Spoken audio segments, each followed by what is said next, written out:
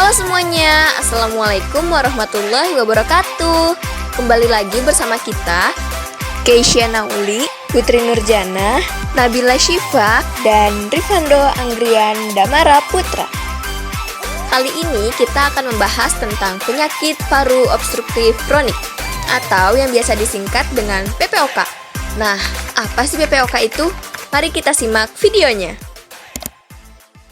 Penyakit paru obstruktif kronik atau yang biasa disingkat dengan PPOK adalah penyakit paru yang sudah berlangsung lama karena terhambatnya aliran udara pada saluran nafas serta peradangan paru karena partikel atau gas yang berbahaya. Nah, sesak nafas karena PPOK ini tidak dapat membaik atau kembali normal, atau dapat membaik namun hanya sebagian. Selanjutnya yaitu etiologi atau penyebab. Penyebab PPOK antara lain, yang pertama adalah kebiasaan merokok. Mengapa rokok merupakan resiko utama terjadinya PPOK? Karena di dalam rokok mengandung banyak zat. Nah, zat ini yang mendorong produksi lendir yang berlebih, menyebabkan batuk, dan merusak fungsi silia atau rambut-rambut halus, dan masih banyak lagi. Yang kedua yaitu polusi udara.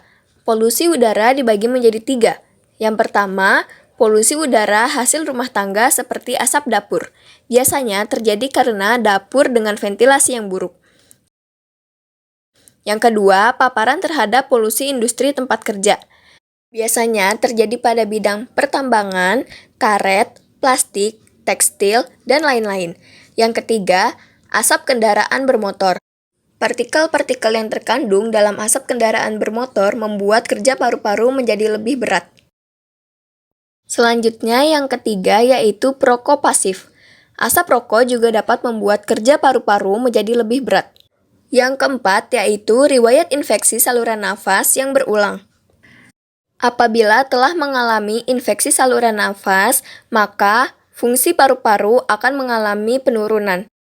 Dan apabila terjadi berulang, maka fungsi paru-paru akan terus mengalami penurunan, sehingga dapat menyebabkan PPOK. Oke, kita lanjut ke etiologi yang kelima, yaitu keturunan. Ternyata, faktor genetik juga bisa menjadi penyebab PPOK loh.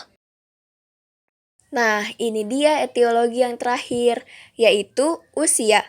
Biasanya, gejala PPOK mulai muncul di atas usia 40 tahun. Dan seiring bertambahnya usia, maka akan semakin rentan terkena penyakit PPOK. Selanjutnya, patogenesis dari penyakit PPOK.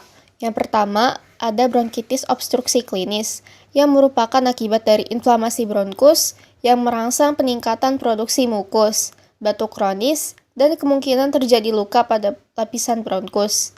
Bila pasien memiliki resiko FFS1 kurang dari 70% setelah pemberian bronchodilator dan bronkitis kronis, maka pasien tersebut dapat didiagnosa bronkitis obstruksi kronis. Bronkitis kronis ditandai dengan hal-hal berikut. Pertama, peningkatan ukuran dan jumlah kelenjar submukosa pada bronkus. Kedua, peningkatan jumlah sel goblet. Terakhir, terganggunya fungsi silia. Patogenesis yang kedua ada emfisema. Emfisema adalah gangguan yang berupa terjadinya kerusakan pada dinding alveolus. Kerusakan tersebut menyebabkan ruang udara terdistensi secara permanen. Akibatnya, aliran udara akan terhambat, tetapi bukan karena produksi mukus yang berlebihan seperti bronkitis kronis. Lalu patogenesis yang terakhir yaitu asma. Asma melibatkan proses peradangan kronis yang menyebabkan edema mukosa atau pembengkakan saluran lendir, sekresi mukus atau keluarnya lendir dari mukosa, dan peradangan saluran nafas. Selanjutnya ada manifestasi klinis. Pertama, gejala dari PPOK ini adalah seperti susah bernapas, kelemahan badan, batuk kronik, nafas berbunyi, mengi, dan terbentuknya sputum dalam saluran nafas dalam waktu yang lama.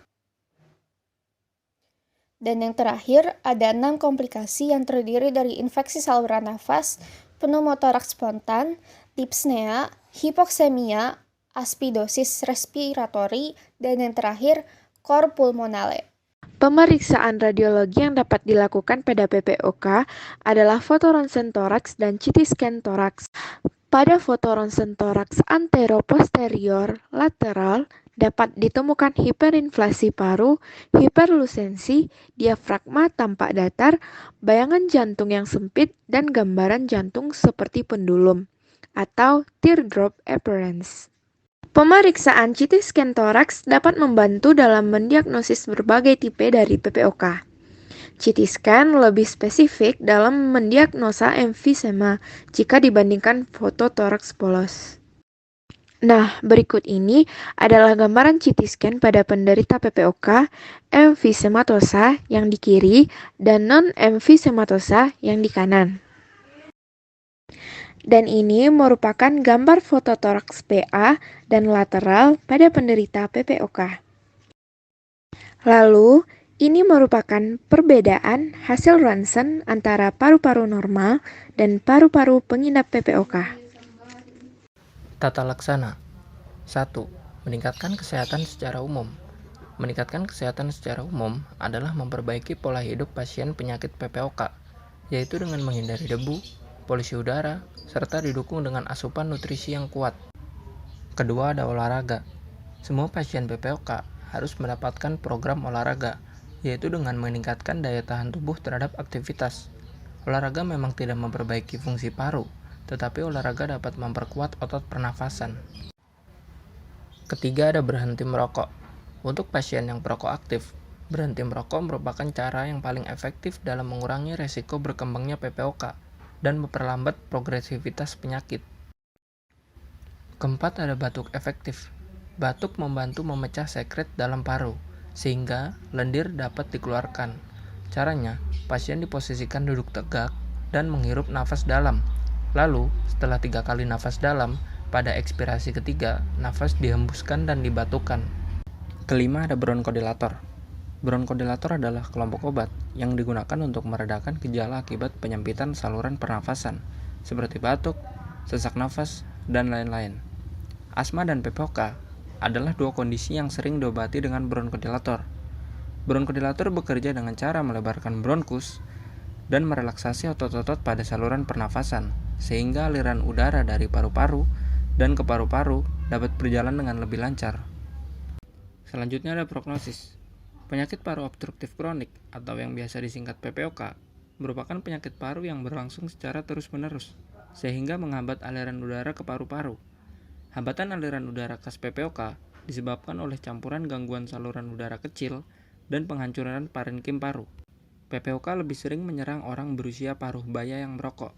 Seiring waktu, penyakit ini akan makin memburuk dan berisiko menyebabkan penderitanya mengalami penyakit jantung dan kanker paru-paru. Menegakkan diagnosis PPOK berdasarkan anamnesis, pemeriksaan fisik, dan pemeriksaan penunjang. Untuk pemeriksaan rutin yang dapat diandalkan, berupa spirometri dengan uji bronkodilator. Jika kondisi di mana gejala PPOK seseorang menjadi memburuk, dapat menyebabkan komplikasi hiperkapnia dan asidosis sebesar 10%. Kematian dalam 1 tahun mencapai 40% setelah mendapatkan bantuan alat pernafasan. Adanya penilaian dan klasifikasi dari PPOK dapat membantu mengarahkan petata laksanaan yang lebih tepat. Terima kasih sudah menonton, semoga bermanfaat ya. Bye-bye.